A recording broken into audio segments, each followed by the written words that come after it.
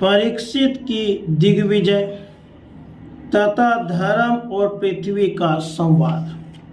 सूत जी कहते हैं, शौनक जी, पांडवों के महाप्रयाण के पश्चात भगवान के परम भक्त राजा परीक्षित श्रेष्ठ ब्राह्मणों की शिक्षा के अनुसार पृथ्वी का शासन करने लगे।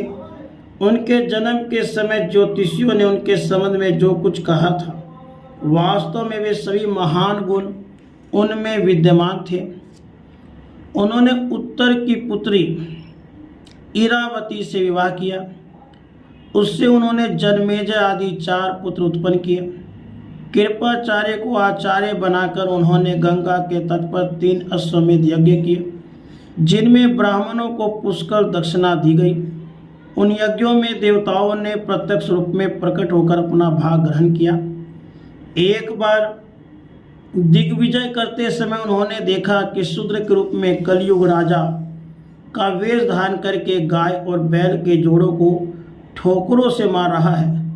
तब उन्होंने उसे बलपूर्वक पकड़कर दंड दिया।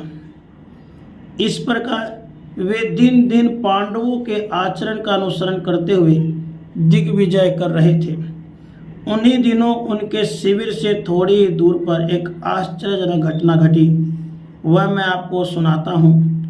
धर्म बैल का रूप धारण करके एक पैर से घूम रहा था। एक स्थान पर उसे गाय के रूप में पृथ्वी मिली।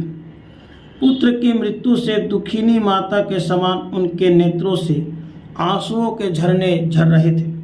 उसका शरीर श्रीहीन हो गया था। धर्म पृथ्वी से पूछने लगा। धर्म ने कहा, कल्याणी, कुशल से तो होना, तुम्हारा मुख कुछ कुछ मलिन हो रहा है। तुम श्रीहीन हो रही हो। मालूम होता है तुम्हारे हृदय में कुछ न कुछ दुख अवश्य है, जिसके लिए तुम इतनी चिंता कर रही हो।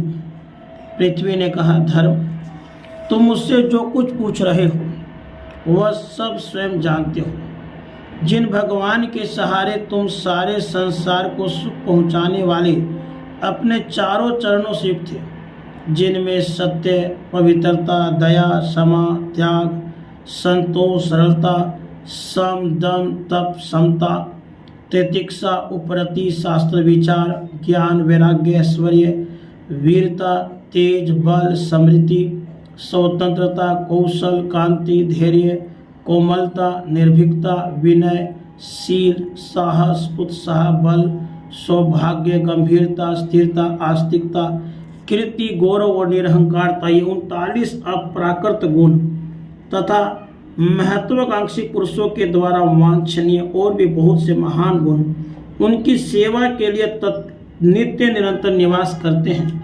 एक क्षण के लिए भी उनसे अलग नहीं होते। उन्हीं समस्त गुणों के आश्रय सौंदर्य धाम भगवान श्री कृष्ण ने इस समय इस लोक से अपनी लीला संवरण कर ली और यह संसार पाप में कलयुग की कुदृष्टि का शिकार हो गया।